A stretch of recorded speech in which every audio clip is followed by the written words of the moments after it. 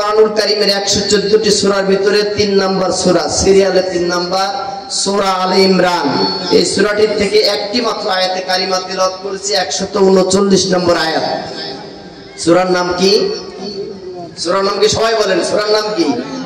সূরার নাম আলে ইমরান, আয়াত নম্বর 139। 139 সূরাটি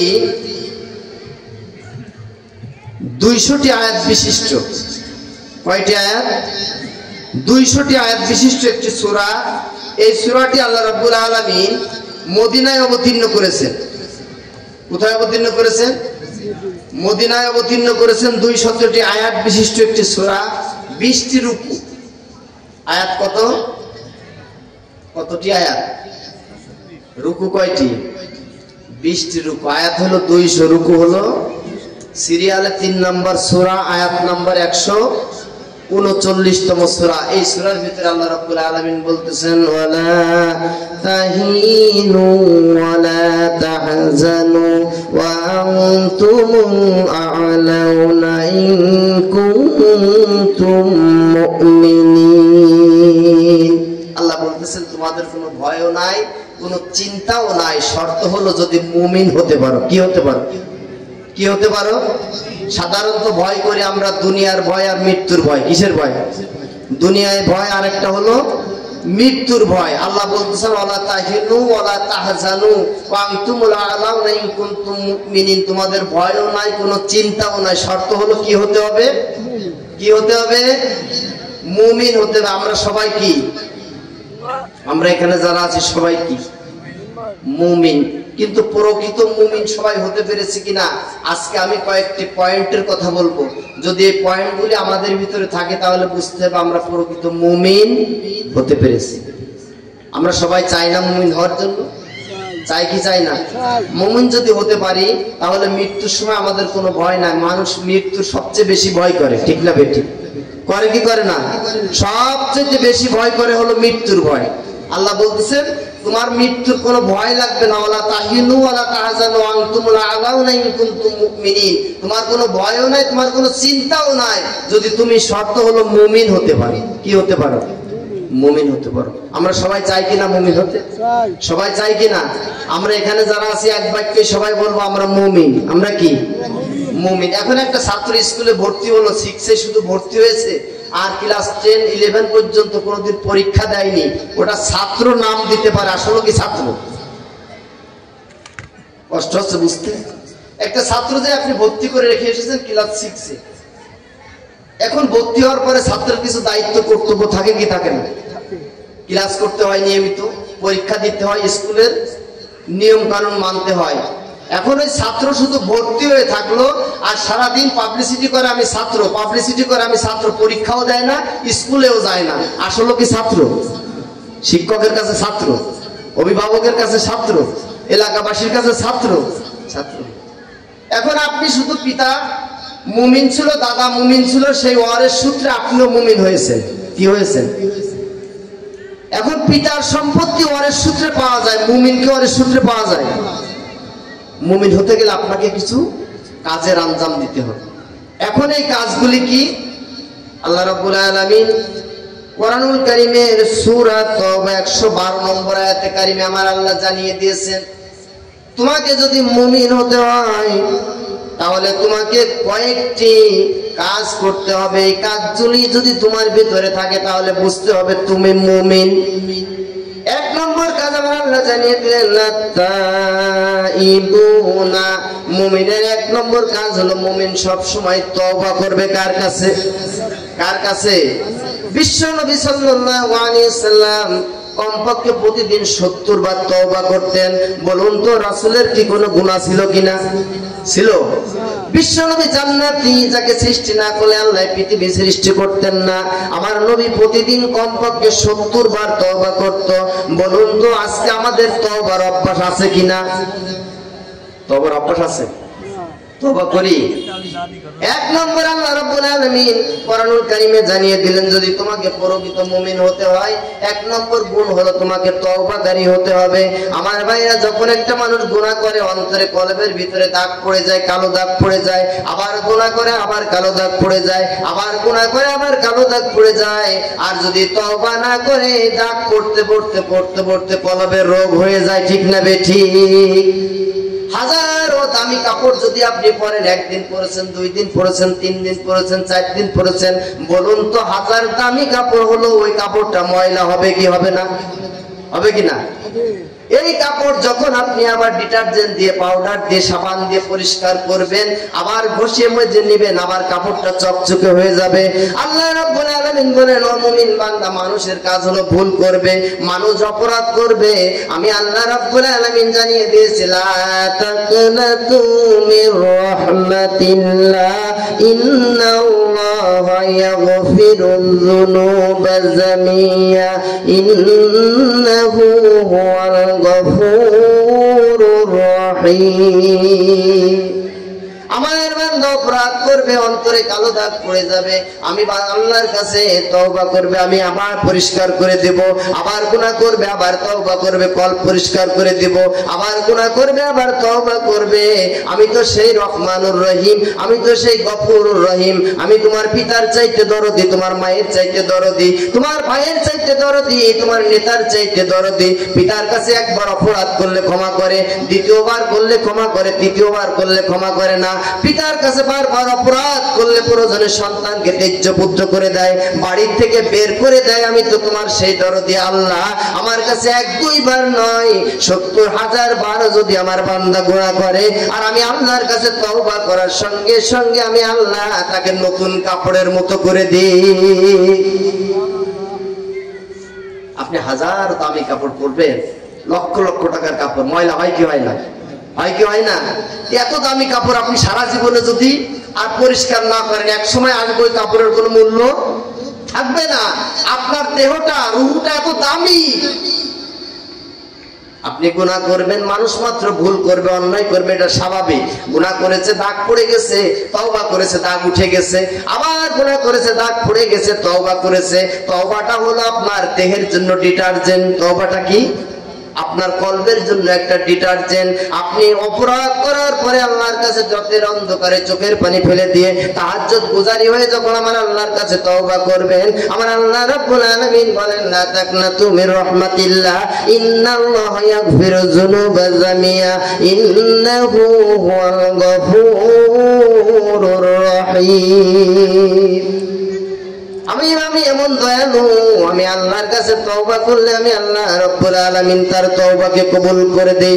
আমার ভাইরা, সুতরাং আজকে ছোট্ট মাহফিল থেকে আমি আপনাদেরকে জানাইতে চাই, একটা আমল আমরা আজকে থেকে করতে চাই। সে আমলটা হলো অপরাধ করব, তওবা করব। রাজি আছি তো সবাই? ইনশাআল্লাহ রাজি আছি তো? ইনশাআল্লাহ। আমার রাসূল কমপক্ষে প্রতিদিন 70 বার তওবা করতেন, যে রাসূলের কোনো গুনাহ নাই, অথচ আজকে আপনি হাজারো গুনাহ করেন, একবারও অনুতপ্ত হন না আল্লাহর কাছে। কি ক্ষমতা আমার, কি পাওয়ার আমার! বলুন তো, 2 বার বাথরুম হলে, 1 বার বমি হলে, আর কি কোনো বল থাকে না? কি শক্তি আমার, কি ক্ষমতা আমার! আল্লাহ রাব্বুল আলামিন জানেন। এই জন্য যদি তোমাকে প্রকৃত মুমিন হতে হয়, তোমাকে যদি কোনো ভয় না করতে হয়, কোনো চিন্তা না থাকতে হয়, 1 নম্বর শর্ত হলো তোমাকে তওবাকারী হতে হবে। কি কারী হতে হবে? তওবাকারী হতে হবে। 2 নম্বর আবিদুন, ইবাদতকারী হতে হবে। আমার পূর্বে আমার ছোট ভাই ইয়ামিন হোসেন ইমাম বলে গেছেন, মা খালাকাতুল জিন্না ওয়াল ইনসা ইল্লা লিয়াবুদুন। মানুষ এবং জিন জাতিকে আল্লাহ তাআলা তার গোলামি করার জন্য সৃষ্টি করেছেন। কি করার জন্য? আমরা কার গোলাম? কার গোলাম? আমাদের পরিচয় মেম্বার নয়, আমরা চেয়ারম্যান নয়, মন্ত্রী নয়, এমপি নয়, মিনিস্টার নয়। গোলাম কার? আল্লাহর গোলাম যদি পরিচয় দিতে পারি, আমার ভিতরে আর অহংকার থাকবে, অহমিকা থাকবে, হিংসা থাকবে, বিদ্বেষ থাকবে, আল্লাহর কাছে আর কিছুই থাকবে না যদি আমি একটা পরিচয় দিতে পারি, সেটা হলো আল্লাহর গোলাম। এখন আল্লাহর গোলামের কাজটা কি? মনিবের হুকুম মেনে চলা। গোলামের কাজ কি? মনিবের হুকুম মেনে চলা। আমরা কি সবাই মনিবের হুকুম মেনে চলি? চলি তো সবাই। আমার ভাইরা, আমার বন্ধুগণ, আপনার মালিক প্রতিবার 5 বার আপনাকে আহ্বান করে, 5 বার করে ডাক দেয়, কে আসো আসো, আমি জান্নাতের চাবি নিয়ে বসে আছি, আমার কাছ থেকে চাবি নিয়ে যাও। ঘোষণা দেয় কেন? কে ঘোষণা দেয়? আল্লাহ রাব্বুল আলামিন প্রতিদিন ঘোষণা দেয়, ও আমার বান্দারা, ও আমার দরদের বান্দারা, ও আমার দরদের বান্দারা, আমি জান্নাতের চাবি নিয়ে বসে আছি, কোন দরদি আছো আমার কাছ থেকে জান্নাতের চাবি নিয়ে যাও। হাইয়া আলাস সালাহ, নামাজের জন্য এসো। জান্নাতের চাবির নাম কি? জান্নাতের চাবির নাম কি? as-সালাতু মিফতাহুল জান্নাহ। জান্নাতের চাবির নাম কি? তাও জানি না। আর নসিব আল্লাহ নবী জানিয়ে দিয়েছেন, as-সালাতু মিফতাহুল জান্নাহ। জান্নাতের চাবির নাম কি? মসজিদ থেকে প্রতিদিন কিসের জন্য আহ্বান করা হয়? প্রতিদিন 5 বার করে মুয়াজ্জিন আল্লাহর পক্ষ থেকে আহ্বান জানিয়ে দেয়, as-সালাহ হাইয়া আলাস সালাহ, নামাজের জন্য এসো। তার মানে তুমি নামাজ যখনই আমার কাছে মাথাটা নত করবে, আমি জান্নাতের চাবি নিয়ে বসে আছি। আরে কপাল পোড়া মানুষ, আমার ঘরের পিছন থেকে জান্নাতের চাবির জন্য বারবার সাধতেছে আমার আল্লাহ। আমি সেই চাবিকে ভাইলেট করে দিয়ে আমি কত শক্তিধর, কত ক্ষমতাধর, কল্লাটাকে উঁচু করে দিয়ে সে আল্লাহর বিরুদ্ধে, রাসূলের বিরুদ্ধে, ইসলামের বিরুদ্ধে, কোরআনের বিরুদ্ধে কথা বলি।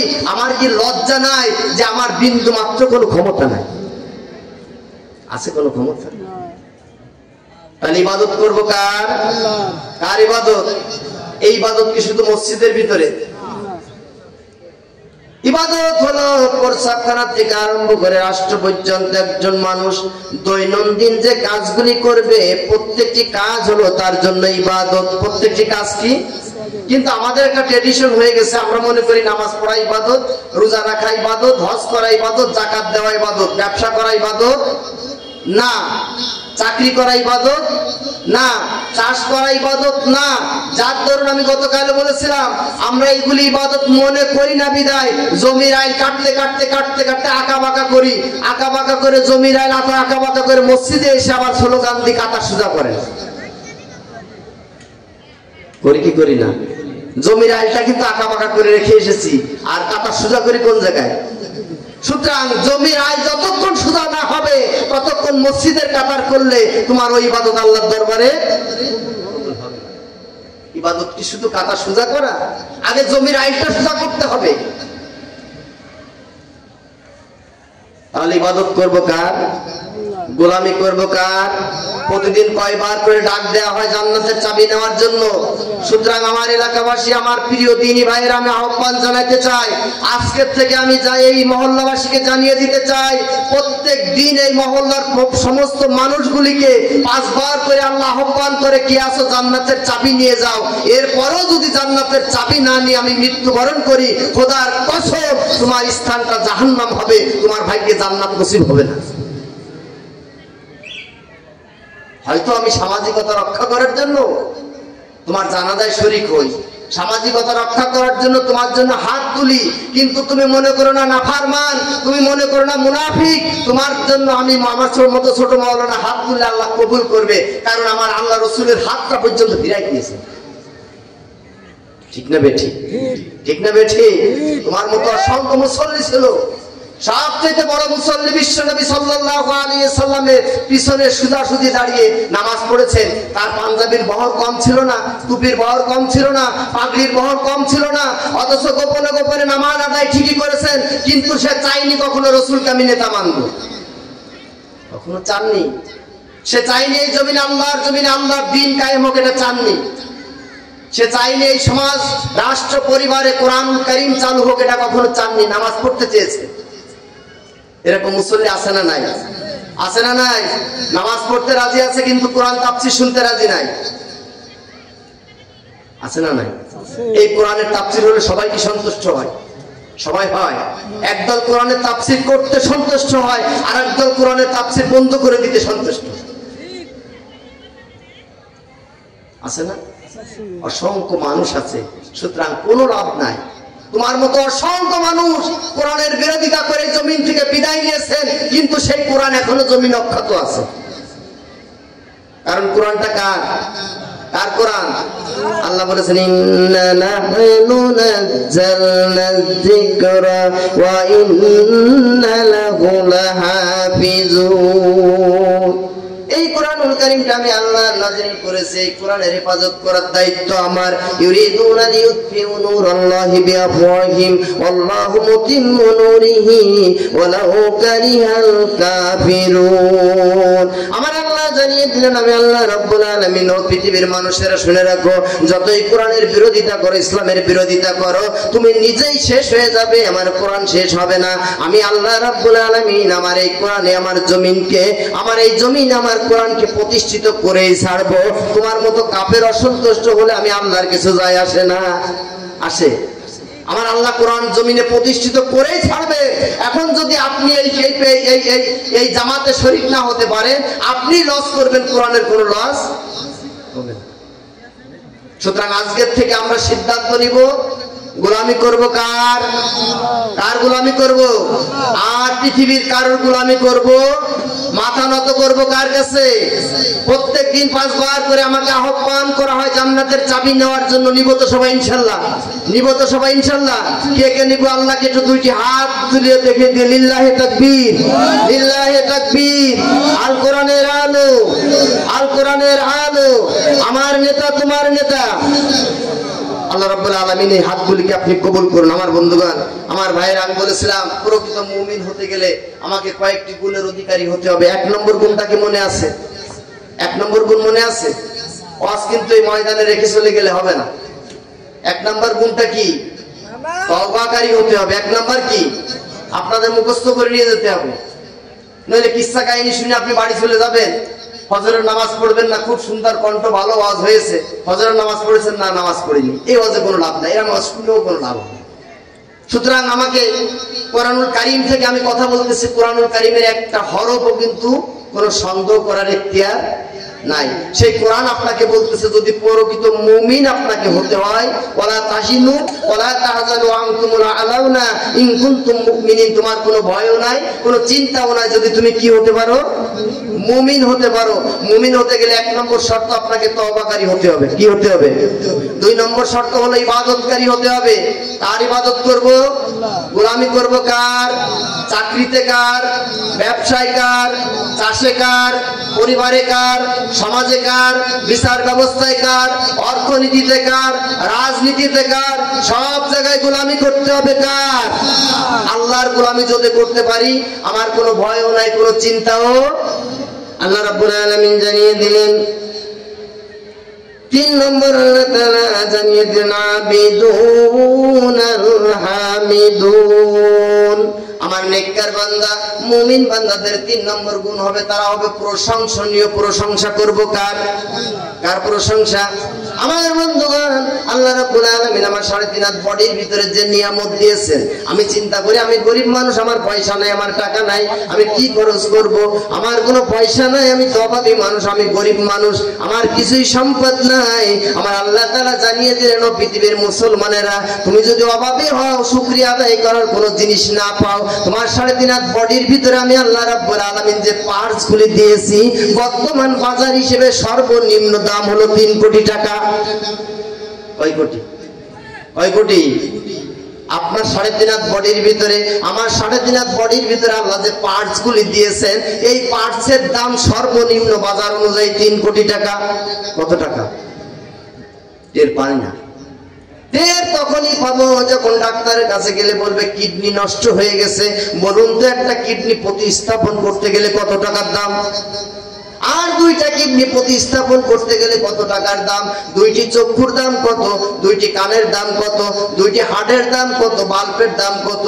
আমার ভাইরা, শরীরের সমস্ত অঙ্গ প্রত্যঙ্গ গুলি আলাদা আলাদা করে আপনি ডিভাইডেড করে দিয়ে যদি মার্কেট থেকে কিনতে যান, 3 কোটি টাকায়ও আপনার শরীরের এই সম্পদ হবে না। সুতরাং এই সম্পদ আল্লাহ তাআলা দান করেছেন, মায়ের গর্ভের থেকে প্রতিবন্ধী বানাননি, কানা বানাননি, অন্ধ বানাননি, বোবা বানাননি, বধির বানাননি। অসংখ্য মানুষ আছে যাদের দুইটি হাত নাই, দুইটি পাও নাই, দুইটি চক্ষু নাই, একটা প্রতিবন্ধীকে, একটা মাংসের টুকরাকে একটা প্লেট দিয়ে সামনে বসিয়ে রেখেছেন, ঠিক না বেঠিক? আমার আল্লাহ যদি আপনাকে ওইভাবে বসিয়ে রাখতেন রাস্তায়, বলুন তো তার চাইতে কি আল্লাহ আপনাকে নিয়ামত দান করেননি? সুতরাং শুকরিয়া আদায় করবো কার? আর শুকরিয়া আল্লাহর শুকরিয়া আদায় করবো। এই জন্য আল্লাহ তাআলা জানিয়ে দিলেন, ও মুমিন বান্দারা, শুকরিয়া ছাড়া তোমার কোনো ইবাদত কবুল হবে না। শুকরিয়া ছাড়া কোনো ইবাদত, খাইতে গেলে শুকরিয়া কার আদায় করব, পড়তে গেলে কার, চাকরির ক্ষেত্রে কার, নতুন কোন জিনিস পেলে কার শুকরিয়া আদায় করব? আল্লাহর শুকরিয়া আদায় করতে হবে। আর শুকরিয়া যদি আপনি না আদায় করেন, এই পৃথিবীর বুকে আল্লাহ রাব্বুল আলামিন আপনার কোন ইবাদতকে কবুল করবে না। সুতরাং যদি মুমিন হতে হয়, 3 নম্বর গুণটি কি? প্রশংসা করব কার? আল্লাহর প্রশংসা করব। রাজি আছি তো সবাই ইনশাআল্লাহ? কার প্রশংসা করব? নামাজে কার প্রশংসা করি? রোজায় কার প্রশংসা করি? হজে কার প্রশংসা করি? যাকাতে কার প্রশংসা করি? প্রত্যেকটি জায়গায় আগে প্রশংসা করে নিতে হয়, অঙ্গীকার করে নিতে হয়, তারপরে দোয়া করলে দোয়া কবুল হবে, নইলে কবুল হবে? বলুন তো, নামাজে যখন দাঁড়িয়ে যায়, নামাজের দোয়াটা নামাজের শেষে পড়ি না আগে পড়ি? আগে না শেষে? এখন যদি চিন্তা করি, সারা বছর তো আগে পড়ি, এবার শেষে পড়ব, দোয়া কবুল হবে? কারণ কি, আপনি যখন ইবাদত করবেন, ইবাদতের আগে অঙ্গীকার করে নিতে হবে। আমার আল্লাহ তাআলা আপনার কাছ থেকে অঙ্গীকার নেবে। ও পৃথিবীর মানুষেরা, ইবাদত করার আগে অঙ্গীকার করে যাও, ইন্নী ওয়াজ্জাহতু ওয়াজহিয়া লিল্লাযী ফাতারাস সামাওয়াতি ওয়াল আরদা হানিফা ওয়া মা আনা মিনাল মুশরিকিন। আগে অঙ্গীকার করো, তুমি কি মুশরিক অবস্থায়, শিরক অবস্থায় আমার ইবাদত করতেছো কিনা? যদি শিরক অবস্থায়, শিরক মিশ্রিত ইবাদত করো, তোমার ইবাদত আমি আল্লাহ কবুল করব না। আল্লাহরে কি বলে? আল্লাহ, আমরা মুশরিকদের অন্তর্ভুক্ত নয়, এই কথা বলি কি বলি না? বলি কি বলি না? আগে অঙ্গীকার করে নি, আমি কিন্তু মুশরিকদের অন্তর্ভুক্ত না। আমি কিন্তু এই সিজদাটা পৃথিবীর কোনো মানুষের জন্য না, কোন নেতার সন্তুষ্টির জন্য না, কোন দলের সন্তুষ্টির জন্য না, শুধু তোমার সন্তুষ্টির জন্য মাথাটাকে নত করে দিলাম, ঠিক কিনা? এখন সিজদা করে মসজিদ থেকে বের হলেন, বের হওয়ার সঙ্গে সঙ্গে জবান দিয়ে বের হলো, যদি এবার লিচু বাগানে লিচু না হতো, সারা বছর না খেয়ে মরতে হতো। বলি কি বলি না? বলে ফেলি কিনা? বলুন, বলুন তো, লিচু গাছ বাদেও আল্লাহ রিজিক দিতে পারে কি পারে না? পারে কিনা? দক্ষিণ মাঠের জমিটাই যদি ধান না হতো, না খেয়ে মরে যেতে হতো। জমি ছাড়া আমার আল্লাহ খাওয়াইতে পারে কি পারে না? যখনই আপনি আল্লাহকে বাদ দিয়ে লিচু গাছকে রিজিকের মালিক বানাবেন, আল্লাহকে বাদ দিয়ে যখন আপনি দক্ষিণ মাঠের জমিটাকে রিজিকের মালিক বানাবেন, সঙ্গে সঙ্গে আপনি মসজিদে যে ওয়াদা করে আসলেন, আপনি কিন্তু শিরকের ভিতরে লিপ্ত হয়ে গেলেন। আর আমার আল্লাহ তাআলা শিরকের কোনো গুনাহ ক্ষমা করেন না। শিরকের কোনো গুনাহ আল্লাহ, এই জন্য এগুলি ছোটখাটো বিষয়গুলি আমাদের একটু দৃষ্টিগোচর হতে হবে, যে আমি ইবাদত করতেছি, ইবাদতটা কি শিরক যুক্ত না শিরক মুক্ত? কি ইবাদত হবে? শিরক মুক্ত। সবাই বলে কি ইবাদত? শিরক মুক্ত ইবাদত হতে হবে।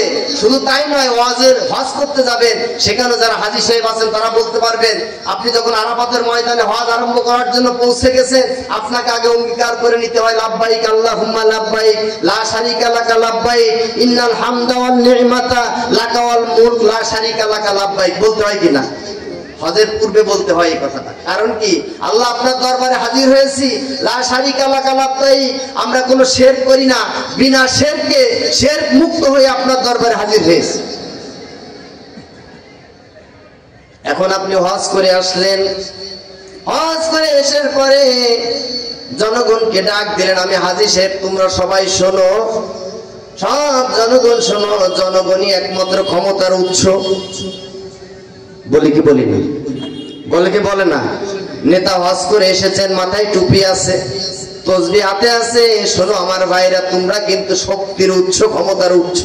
ক্ষমতার উৎস কি আমার আল্লাহ না জনগণ? আল্লাহ না জনগণ? তাহলে হজটা কি শিরক যুক্ত হলো না শিরক মুক্ত হলো? এই এই হজ আমার আল্লাহ রাব্বুল আলামিন কবুল করবেন না। কারণ ওখানে যে আরাফাতের ময়দানে দাঁড়িয়ে বলেছে রব্বুল আলামিন আমার ইবাদত হচ্ছে শিরক মুক্ত ইবাদত। আর সমস্ত মানুষের সামনে এসে বললে সমস্ত ক্ষমতার উৎস হলো জনগণ, সুতরাং তোমার মতো হাজি আমার আল্লাহ রাব্বুল আলামিন চান না। ঠিক না বেঠিক? চান না। এই জন্য আল্লাহ রাব্বুল আলামিন জানিয়ে দিলেন 3 নম্বর যে শর্ত, ওই শর্তটি হলো ও মুসলমানেরা শুনে রাখো, প্রশংসা হবে কার? আর প্রশংসা আল্লাহর প্রশংসা করলে লাভ না লস? লাভ না লস? নেতার প্রশংসা করবেন অনেকের জন্য লাভ হতে পারে, আবার যে নেতার স্বার্থের ব্যাঘাত ঘটে যাবে আপনার লস হয়ে যাবে। কিন্তু আল্লাহর প্রশংসা করলে কোনো লস।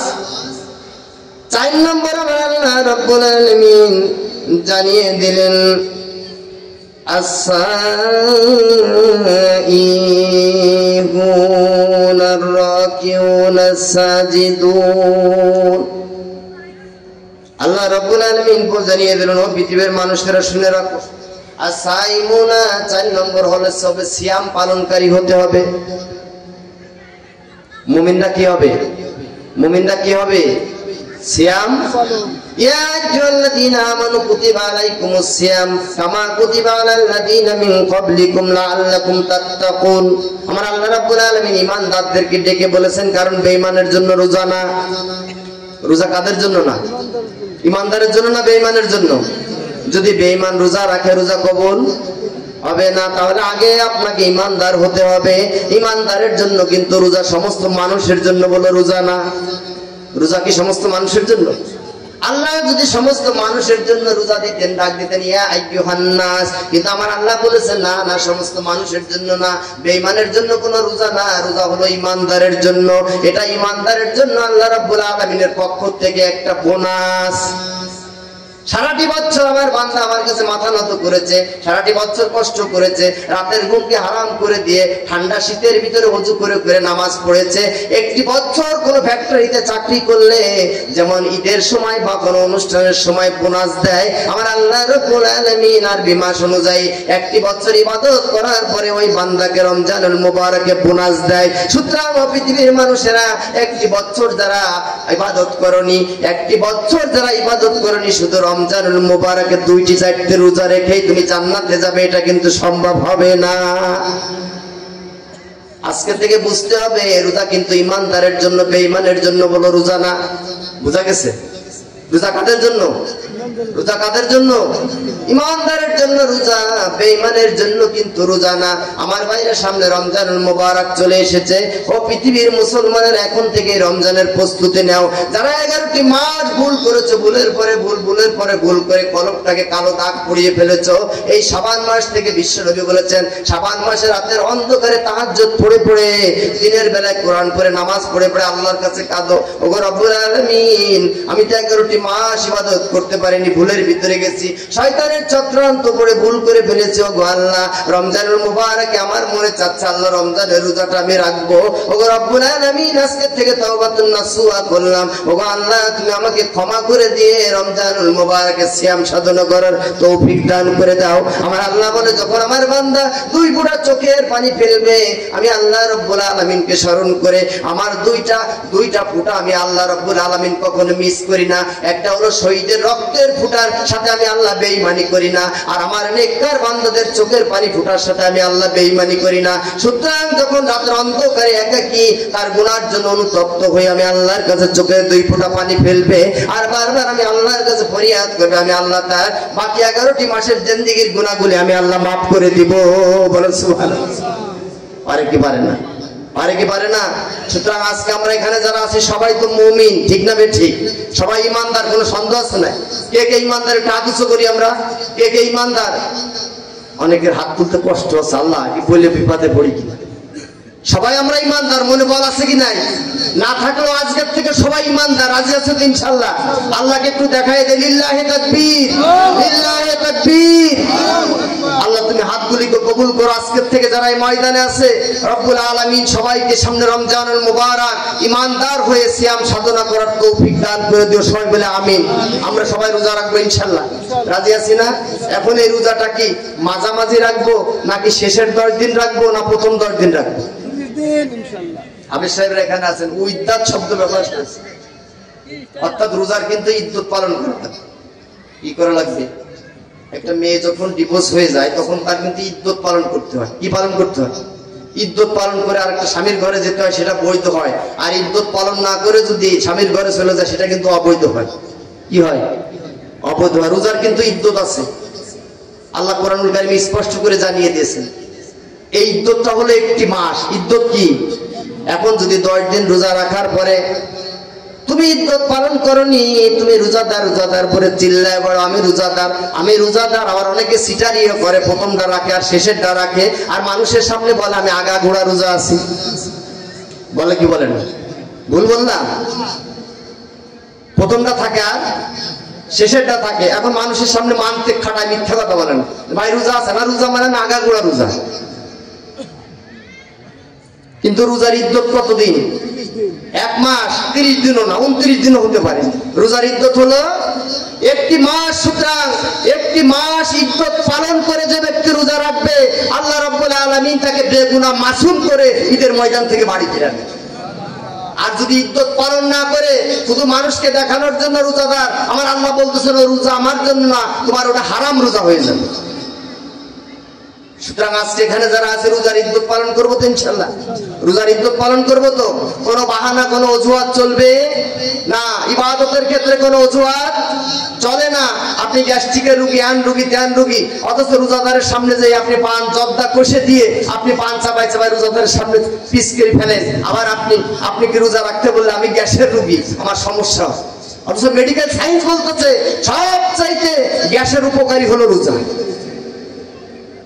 শরীরের জাকাত কি? রোজা। শরীরের জাকাত হলো ডায়াবেটিসের রোগের কিন্তু রমজানের মোবারক ওষুধ খাওয়া লাগে না। এটা আল্লাহর রহমত, আল্লাহর বরকত আপনাকে আমাকে দিয়েছে। সুতরাং এই বরকত, এই নিয়ামত যদি আমি দূর করে ফেলে দিই, আপনি মনে করেন না কাবা শরীফের ইমাম এসে আপনার জন্য দোয়া করবে আর দোয়া কবুল হবে। আল্লাহ এত পাগল না।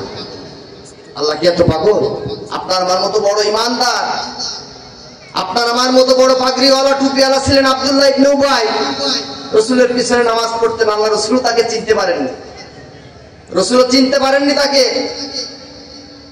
আব্দুল্লাহ ইবনে মারা গেলেন, রাসূলের গায়ে জামা খুলে দিলেন, তার জানাজায় শরীক হলেন, হাত তুলেছেন। ওমর রাদিয়াল্লাহু তাআলা বলেন ইয়া রাসূলুল্লাহ, এর জন্য আপনি হাত তুলবেন না। আপনি জানেন না এ মনে মনে আপনি নেতা হন এটা চাননি, এ মনে মনে এই জমিন আল্লাহর দিন কায়েম হোক এটা চাননি, কোরআনের জমিনে কায়েম হোক এটা চাননি। সুতরাং আপনি তার জন্য হাত তুলেন না। আমার রাসূল তারপরও দরদি নবী হাত তুললেন, সঙ্গে সঙ্গে কোরআনের আয়াত নাযিল করে জানিয়ে দিলেন ইস্তাগফির লাহুম আও লা তাস্তাগফির লাহুম ইন তাস্তাগফির লাহুম 70 মাররাতান। ওগো নবী, ওগো আমার প্রিয় নবী, আমার প্রিয় দরদের হাবিব, আমি আপনাকে পছন্দ করি, আপনাকে ভালোবাসি, কিন্তু আপনি এই মুনাফিকের জন্য 1-2 বার না 70 বারও যদি হাত তোলেন, আমি আল্লাহ আপনার হাতকে কবুল করব না। করেছিলেন? সুতরাং আপনি কি করে ভাবেন আপনার নামাজ নাই, ওযু নাই, গোসল নাই, ইসলাম বিরোধী, কোরআন বিরোধী, রাসূল বিরোধী? আপনি চান নাই জমিনে আল্লাহর কোরআনটা বাস্তবায়ন হোক, আর আপনি মারা যাওয়ার পরে আমি আমার মতো ছোট মৌলবী দোয়া করলে আপনি জান্নাতে যাবেন। আল্লাহ এত পাগল নয়। আমি দায় থেকে আপনার জন্য হাত তুলেছি, আল্লাহ কিন্তু আমার হাত কবুল করবেন। এটাই বাস্তব কথা, এটাই কিন্তু বাস্তব কথা। আমার বন্ধুগণ, আমার ভাইয়েরা, সূরা তাওবা আল্লাহ রাব্বুল আলামিন জানিয়ে দিলেন তোমাকে 4 নম্বর হলো রোজা পালন করতে হবে। 5 নম্বর হলো রাকিউনা, রুকুকারীদের সঙ্গে রুকু করতে হবে। যারা রুকু করে, যারা ঐক্যবদ্ধ থাকে, জামাতবদ্ধ থাকে, এক কাতারে শামিল হয়, তাদের সাথে তোমাকে শামিল হতে হবে। বিচ্ছিন্নভাবে তুমি থাকবে, বিচ্ছিন্নভাবে থাকার নাম কিন্তু ইসলাম নয়। ঐক্যবদ্ধ হয়ে তোমাকে ইসলামের ভিতর প্রবেশ করতে হবে। যারা আল্লাহর জমিনে আল্লাহর দ্বীনকে, কোরআনকে, ইসলামকে বাস্তবায়ন করতে যে পিছপা হয় না, হাসি মুখে ফাঁসির রশিটা গলায় নিয়ে নেয়, হাসি মুখে অঙ্গহানি হয়ে যায়, চোখ দুটি চলে যায়, তারপরও হাসতে হাসতে এই জমিনে শহীদ হয়ে যায়, তারা জামাত থেকে বিচ্ছিন্ন হয়ে যায় না। একটাই উদ্দেশ্য হলো আল্লাহর সন্তুষ্টি। সুতরাং যারা রুকুকারীদের সঙ্গে ঐক্যবদ্ধ হয়ে রুকু করবে, আল্লাহ রাব্বুল আলামিন জানিয়ে দিলেন লা তাহিনু ওয়া লা তাহজানু ওয়া আনতুমুল আ'লাউনা ইন কুনতুম মুমিনিন। তাদের কোনো ভয় নাই, তারা কোনো চিন্তাও নাই, তারা হলো আমি আল্লাহর খাঁটি মুমিন। ঠিক না বেঠিক? তাহলে 5 নম্বর শর্ত হলো জামাতবদ্ধ হব। কি বদ্ধ হব? জামাতবদ্ধ হবো, যারা রুকু করে তাদের সঙ্গে রুকু করব। বলুন তো মুক্তাদিরা ছাড়া বেমুক্তাদিকে রুকু করে কিনা? করে। সুতরাং আজকের থেকে আমি আপনাদেরকে আহ্বান জানাইতে চাই, এই মজলিস থেকে আহ্বান জানাইতে চাই, আজকের রজনীটা আপনার আমার জীবনের শেষ রজনী হয়ে যেতে পারে, ঠিক না বেঠিক? আজকের থেকে ওয়াদা করব, ফজর থেকে আমরা আর এক ওয়াক্ত জানতে শরীরের নামাজ কাজা করব। পারবো তো সবাই ইনশাল্লাহ? পারবো তো সবাই ইনশাল্লাহ? কারা কারা পারবো একটু আল্লাহকে দুটি হাত দেখাই দিই। কারা কারা একটু চেষ্টা করবো? লিল্লাহে তাকবীর, লিল্লাহে তাকবীর। রব্বুল আলামিন হাত দুটিকে তুমি কবুল করো। এই হাতগুলি আয় আল্লাহ তাআলা আশা করেছে কালকে সকাল ফজর থেকে আর এক ওয়াক্ত নামাজ কাজা করবে না। রব্বুল আলামিন মসজিদের প্রতি তাদেরকে দরদ ভালোবাসা তৈরি করে দাও, সবাই বলে আমিন। আমার ভাইরা, আমার বন্ধুগণ, আল্লাহ রাব্বুল আলামিন জানিয়ে দিলেন 6 নম্বর হলো সাজিদুনা, সিজদা করতে হবে কার কাছে? যারা সিজদা করে তাদের মর্যাদা বাড়িয়ে দেয় কে? বলুন তো, একটা ফলবান বৃক্ষ, যে বৃক্ষটা ফল হয়, ওই বৃক্ষটার ডালটা উপর থেকে যায় না নিচের দিকে আসে? একটা লিচু গাছে প্রচুর লিচু ধরেছে, বা আম গাছে অনেক আম ধরেছে, ওই আম গাছটা আগে একটু দাঁড়ানো ছিল, যখন আম হয়েছে তখন কি ঝুলে যায় না উপর দিক চলে যায়? ঝুলে যায় না? ঝুলে যখন যায় ওই ফলবান বৃক্ষর দিকে তার মালিকের নজর থাকে কি থাকে না? একই বাগানের ভিতরে 50টি গাছ আছে, 20টা গাছে আম ধরেছে, আর 30টা গাছ সোজা হয়ে দাঁড়িয়ে আছে। মালিকের নজর কি ফলবান বৃক্ষর দিকে যাবে না ফলহীন বৃক্ষর দিকে যাবে? সুতরাং ফলবান বৃক্ষর দিকে বারবার মালিক নজর দিবে, প্রয়োজনে পাহারাদার রাখবে, প্রয়োজনে নেট দিয়ে দেবে, যেন আমার ফলের কোনো ক্ষতি না হয়, ঠিক না বেঠিক? যেন আমার গাছের কোনো ক্ষতি না হয়, যেন আমার ফুলের কোনো ক্ষতি না হয়। বারবার মালিক নজর দিবে, বারবার সিকিউরিটি দিবে, বারবার তার দিকে নজর দিবে, প্রয়োজনে সিকিউরিটি গার্ড রেখে দিবে। আমার আল্লাহ রাব্বুল আলামিন জানিয়ে দিয়েছেন, আমার যে বান্দা আমি আল্লাহ ডাকার সাথে সাথে মসজিদে এসে সিজদা দেয়, মাথাটাকে নত করে দেয়, আমি আল্লাহ রাব্বুল আলামিন প্রয়োজনে তাকে ফেরেশতা দিয়ে সিকিউরিটির ব্যবস্থা করে দিই। কি করে দেন? ফেরেশতা দিয়ে প্রয়োজনে সিকিউরিটি করে দিই। আর আমি আল্লাহর সিদ্ধান্ত হলো কানা হাক্কান আলাইনা নাসরুল মুমিনিন।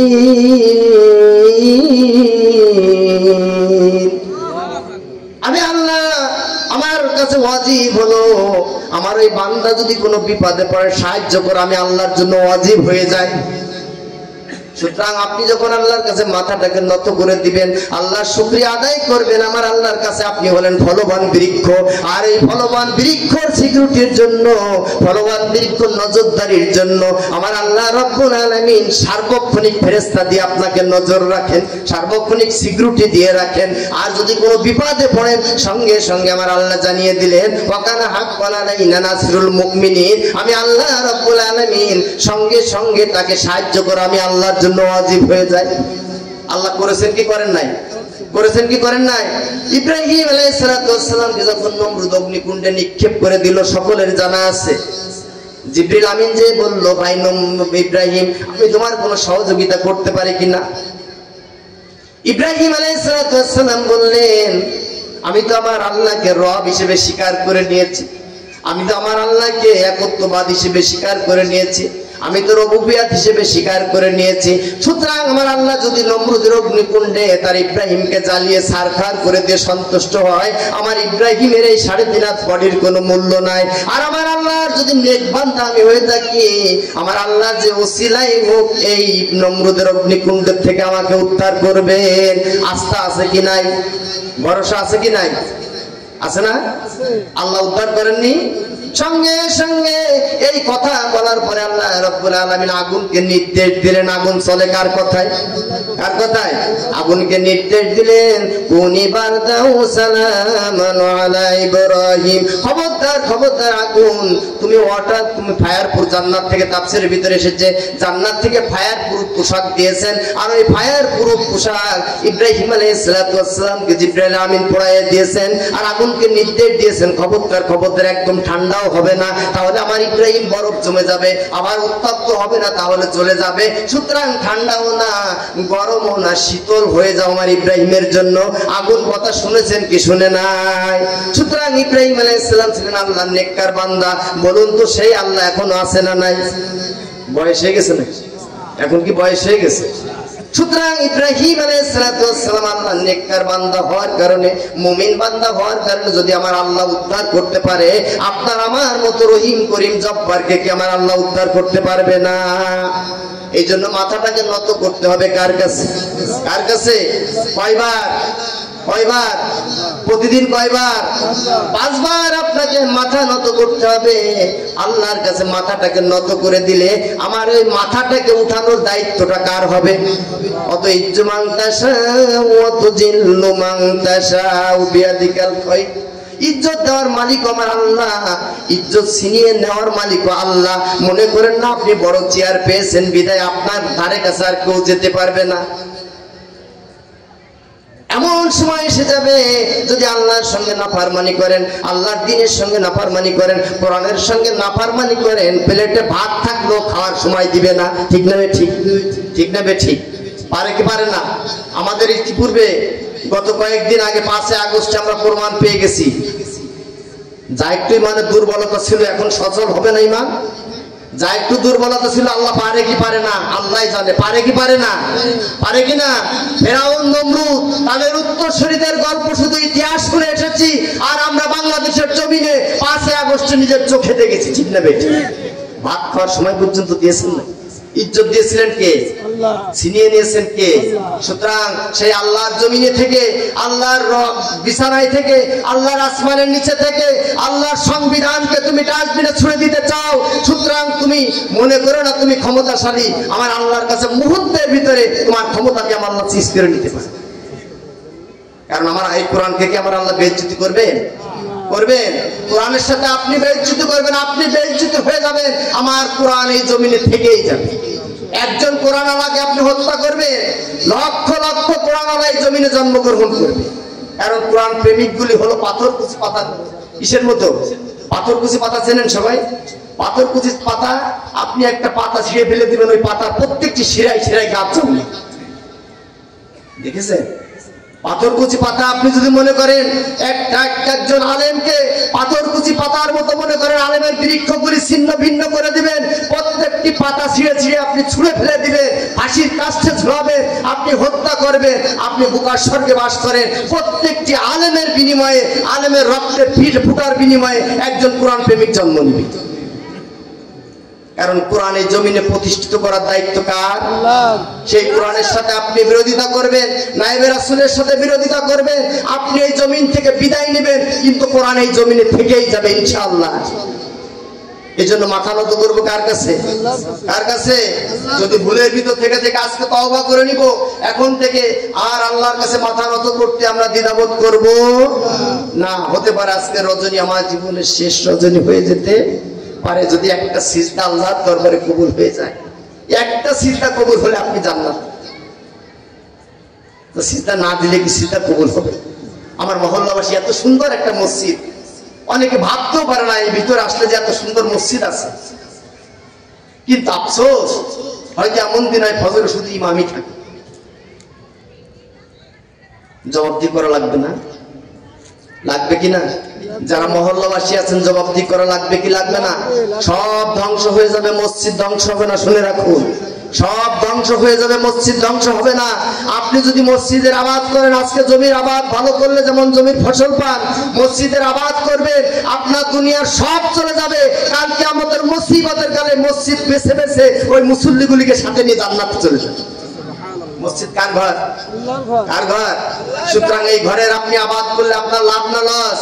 এই মহল্লাবাসী যারা আছে, আজকের থেকে আমি আপনাদেরকে অনুনয় বিনয় করে যেতে চাই, আমি আপনাদের সন্তান। যদি আপনারা সবাই সেই মসজিদের আবাদ করেন জান্নাতের আশায়, আমি মনে করি শুক্রবারে মসজিদে লোক ধরবে না। ধরবে? ফজরের সময় ধরবে, আসরে ধরবে, মাগরিবে ধরবে। কিন্তু আফসোস, আমরা এখনো আমরা কি চিন্তা করি যে হয়তো আমি মারা যাওয়ার পরে 2-10 জন 20 জন লোক বড় বড় নেতা গোতা পাজারো গাড়িতে আসবে, FWতে আসবে, আসার পরে আমি গরু টরু মেরে খাওয়াই দেওয়ার পরে আমার পিতা জান্নাতে চলে যাবে। না, জান্নাত এত ধারে কাছের জিনিস না। আমার আল্লাহ জানিয়ে দিয়েছেন, আম হাসিবতুম আন তাদখুলুল জান্নাহ, আম হাসিবতুম আন তাদখুলুল জান্নাহ তুমি কি মনে করেছো তোমাকে জান্নাতে এমনি এমনি প্রবেশ করার অনুমতি দেওয়া হবে? কথা কার? কে বলেছেন? আমার আল্লাহ জানিয়ে দিয়েছেন সূরা বাকারার ভিতরে, আম হাসিবতুম আন তাদখুলুল জান্নাহ, তুমি কি মনে করেছো তোমাকে এমনি এমনি জান্নাতে প্রবেশ করার অনুমতি দেওয়া হবে?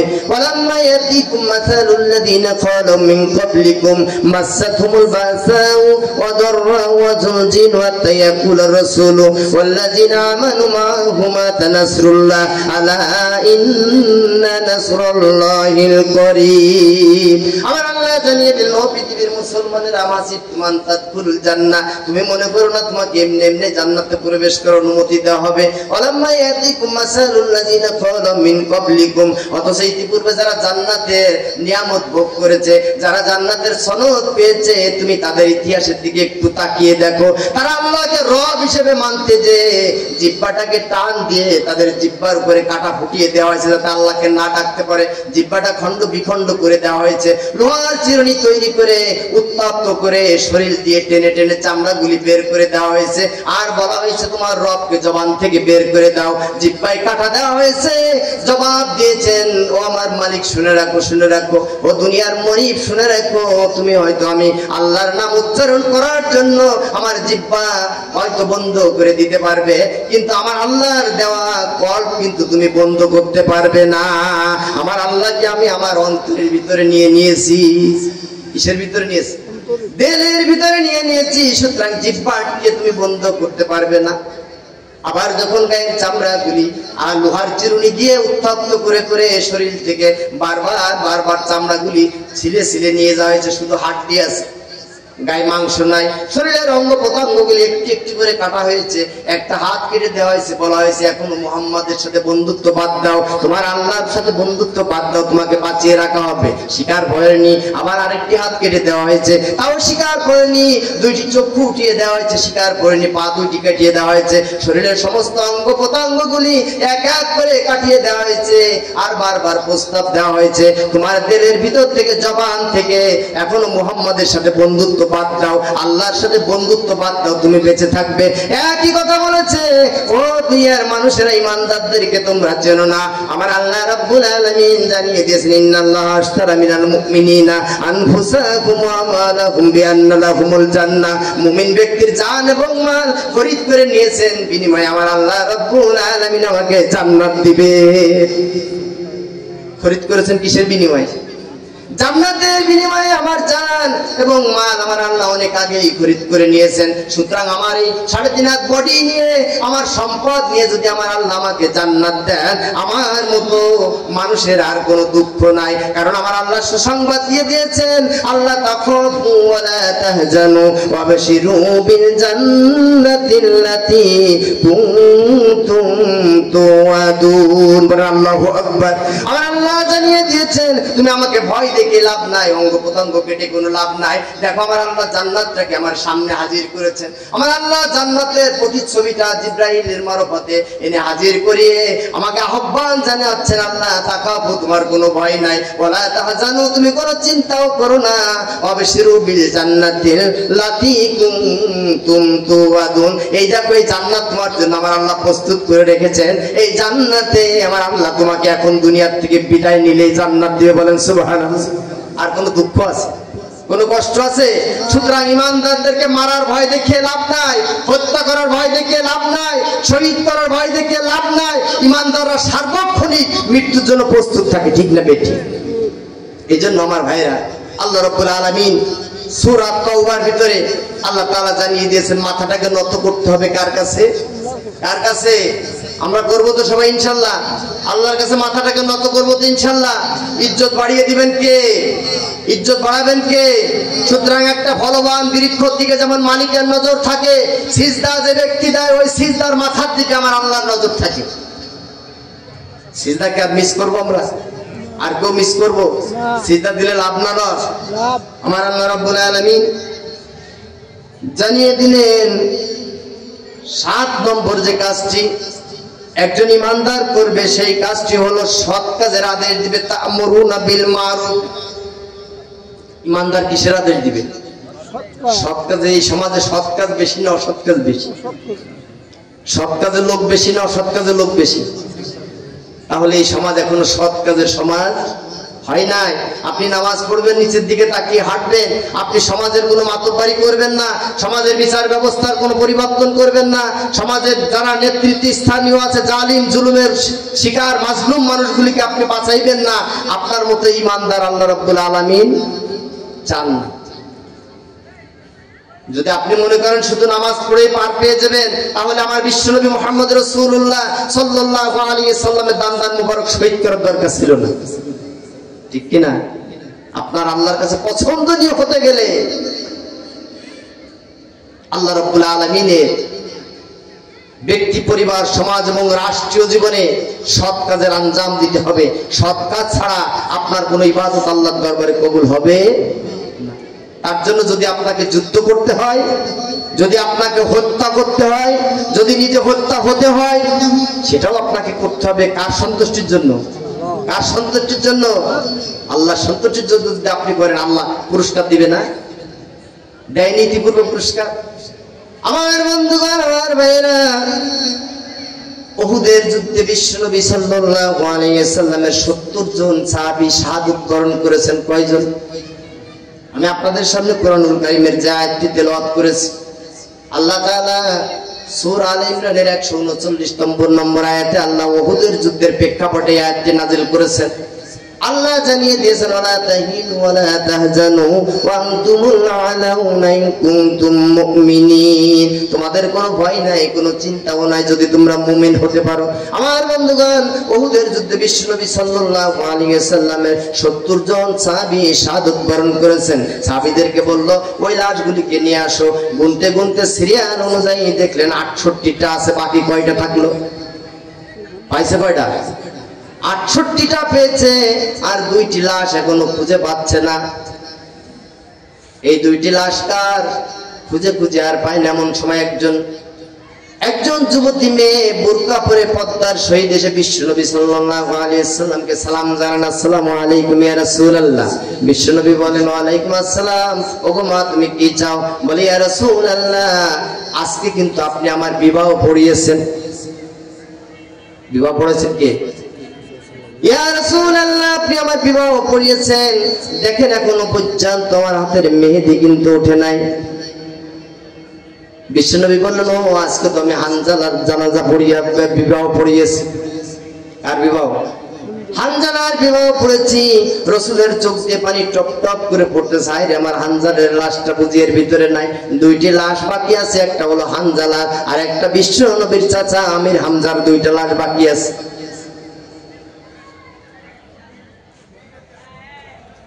ওই যুবতী বলল, ইয়া রাসূলুল্লাহ, রাত 2টার সময় যখন আপনি যুদ্ধের জন্য ডাক দিয়েছেন, আপনাকে কত মহব্বত করে, কত ভালোবাসে, আমার আল্লাহকে কত ভালোবাসে, আমার সাথে ভালো একটা পরিচয় তার হয়ে পারেনি।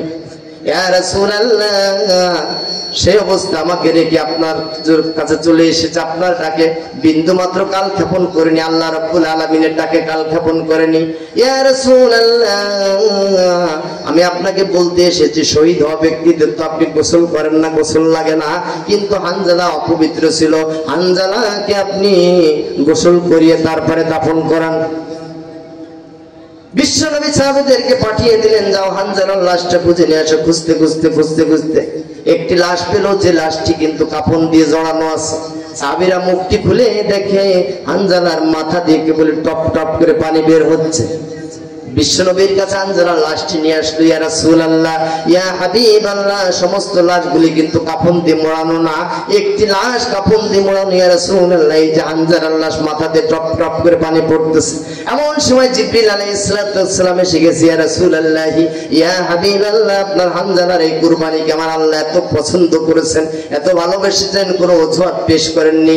নতুন বউটা ঘরের ভিতরে রেখে এসে আল্লাহর ডাকে, রাসূলের ডাকে দৌড় মেরে চলে এসেছেন। ইয়া রাসূলুল্লাহ, আল্লাহ রাব্বুল আলামিন এত সন্তুষ্ট হয়েছেন, আমি জিবরাইলকে অনুমতি দিয়েছেন আমার দল বলে জমজম কূপের পানি দিয়ে হানজালা, হাউজে কাউসারের পানি দিয়ে হানজালার গোসলটা করেছেন। আর যে সুগন্ধি তার গায়ে পাচ্ছেন, এটা দুনিয়ার কোনো সুগন্ধি না, জান্নাতের মেশক এবং আম্বারের সুগন্ধি দিয়ে আমার আল্লাহ সাজিয়েছে। সুবহানাল্লাহ। সে আল্লাহ আছে না? সুতরাং সে আল্লাহ সন্তুষ্টি অর্জন করা লাগবে কি লাগবে না? সেই আল্লাহর সন্তুষ্টি যদি অর্জন করতে হয়, ওমা খালাকতুল জিন্না ওয়াল ইনসা ইল্লা লিয়াবুদুন, আপনাকে কিন্তু দুনিয়ার জিন্দেগিতে পাঠানো হয়েছে আল্লাহর গোলামি করার জন্য, মাতব্বরি করার জন্য না। আল্লাহর উপরে মাতব্বরি করার জন্য, কোরআনের উপরে মাতব্বরি করার জন্য, রাসূলের সুন্নাতের উপরে মাতব্বরি করার জন্য। আপনি দৌড়ে চলে আসেন, কোরআনটাকে টান দিয়ে ছুঁড়ে দেন। এই ক্ষমতা কে দিয়েছে? যে হাত দিয়ে আপনি কোরআনকে ছুঁড়ে দিচ্ছেন, এই হাত কিন্তু আপনার হাত নয়। এই কাল কিয়ামতের মুসিবতের কালে এই হাত আপনার বিরুদ্ধে আল্লাহর কাঠগড়ায় দাঁড়িয়ে সাক্ষ্য প্রদান করবে, করবে না? যে পা দিয়ে আপনি হেঁটে হেঁটে এসে আল্লাহর দায়ীদেরকে, কোরআনের দায়ীদেরকে গলা ধাক্কা দিয়ে মঞ্চের থেকে বের করে দেন, কাল কিয়ামতের ময়দানে ওই পা কিন্তু আল্লাহর কাঠগড়ায় দাঁড়িয়ে জবাবদিহি করবে। যে জবান দিয়ে আপনি এসে বিচ্ছিরি অশ্লীল কথা বলে বলে কোরআনের মাহফিল বন্ধ করে দেন, কোরআনের প্রেমিকদেরকে আপনি বিচ্ছিরি গালিগালাজ করে দেন, কাল কিয়ামতের মুসিবতের কালে এই জবানটা আমার আল্লাহ বন্ধ করে দিবে। শরীরের সমস্ত অঙ্গ প্রত্যঙ্গগুলি আল্লাহর কাঠগড়ায় দাঁড়িয়ে আপনার বিরুদ্ধে জবাবদিহি করতে হবে।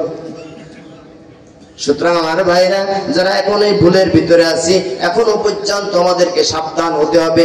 যারা ভুলের ভিতরে আছি এখনো পর্যন্ত, আমরা কোরআনের বিরোধিতা করব না। ঠিক না বেঠিক? রাজি আছি তো সবাই ইনশাআল্লাহ? সামনে যে মাসটি আসছে, এটা কিসের মাস? কোরআনুল কারীম নাজিলের মাস, ঠিক কিনা? কোরআন কারীম নাজিলের মাস। রোজা হলো মুত্তাকি বানায়, রোজা কি বানায়? রোজা মুত্তাকি বানায়। আর কোরআন হচ্ছে হুদাল লিন্নাস ওয়া বাইয়িনাতিন মিনাল হুদা ওয়াল ফুরকান। কোরআন হলো গোটা পৃথিবীর মানুষকে হেদায়েতের দিকে নিয়ে আসে। ব্যক্তি, পরিবার, সমাজ এবং রাষ্ট্রীয় জীবন থেকে হক এবং বাতিলকে পার্থক্য করার মানদণ্ড হিসেবে আল্লাহ তাআলা কোরআনকে নাজিল করেছেন। বলেন সুবহানাল্লাহ। সুতরাং ইমানদারদেরকে ডাক দিয়ে জানিয়ে দেওয়া হয়েছে, ইয়া আইয়ুহাল্লাযীনা আমানু কুতিবা আলাইকুমুস সিয়াম কামা কুতিবা আলাল্লাযীনা মিন ক্বাবলিকুম লাআল্লাকুম তাত্তাকুন। যদি একটি মাস তুমি সিয়াম সাধনা করতে পারো, তুমি মুত্তাকি হতে পারবে। আর কোরআনের ক্ষেত্রে বলা হয়েছে, শাহরু রমাদানাল্লাযী উনজিলা ফীহিল কুরআন হুদাল লিন-নাসি বাইয়িনাতিন মিনাল হুদা ওয়াল ফুরকান। আমি এই পবিত্র মাসে কোরআনটাকে এই জন্য নাযিল করেছি যেন এই পবিত্র মাস থেকে তারা সিদ্ধান্ত নিতে পারে। আরবি মাসের ইবাদত শুরু হয় রমজান মাস থেকে। কোন মাস থেকে? আরবি মাসের ইবাদত শুরু হয় রমজান মাস থেকে। চাকরি করার পরে যেমন ঈদের সময় আপনাকে বোনাস দেয়, আবার ওই থেকে বছরের প্রথম গণনা হয়। রমজানুল মুবারক হলো ইবাদতের বোনাসের মাস। এই মাস থেকে ইবাদতের মাস শুরু হয়। এই জন্য কোরআনটা এই মাসে নাযিল করা হয়েছে। এই মাস থেকে আপনাকে সিদ্ধান্ত নিতে হবে, বাকি 11টি মাস রমজানুল মুবারকের আগ পর্যন্ত আমার ব্যক্তি, পরিবার, সমাজ এবং রাষ্ট্রীয় জীবনে আমার সংবিধান, আমার বিচার ব্যবস্থা, আমার পরিবার, আমার সমাজ, আমার রাষ্ট্র চলবে একমাত্র এই সংবিধান অনুযায়ী। তার নাম হলো আল কোরআন। ঠিক না বেঠিক? ঠিক না বেঠিক? কোরআন কিন্তু খতমের কিতাব নয়। আপনি আজকে কোরআনকে খতমের কিতাব বানিয়েছেন, আপনি কোরআনের তেলাওয়াত শুনতে রাজি আছেন, কিন্তু কোরআন আপনার ব্যক্তি, পরিবার, সমাজ জীবনে বাস্তবায়ন করতে রাজি নাই। আপনার মতো কোরআনের তেলাওয়াত আবু জেহেলও শুনেছে, আপনার মতো কোরআনের তেলাওয়াত সংগত বা সাইবাও শুনেছে, কিন্তু ব্যক্তি জীবনে তারা মানেনি।